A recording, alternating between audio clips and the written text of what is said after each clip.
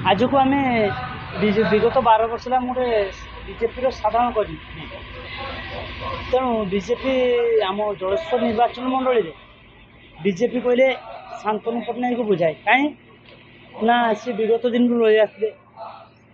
जिते आमर एमएलए हारीगले जयनाल महांती तापर एमपी रिप्रेजेंटेटिव किए रही आमर शांतनु पट्टनायक कथा कहले न सर कौनटा कहबी गोटे रेशन पिछा जोड़ी देवाई किए करने गोटे 500 टका ने मैंने आम साधारण कर्मी पाख गोटे कम आसला एमपी रिप्रेजेंटेटिव एमपी काम से कम देवे बीजेडी कंट्राक्टर आमर बीजेपी कर्मी मैंने कहीं पाइले आम गोटे कह भाई आम कमटा दरकार आम साधारण कम गोटे पाइले से आम 1000 थर कहे कौन कहे ना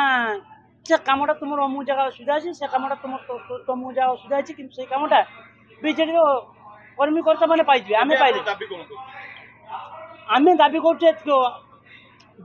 शांतनु पट्टनायक को बीजेपी बहिष्कार करवा बहिष्कार करने कारण ये कहीगली आपन को जे से साधारण कर्मी कौन कम गोटे से बुझुना से दल विरोधी काम कर आपण को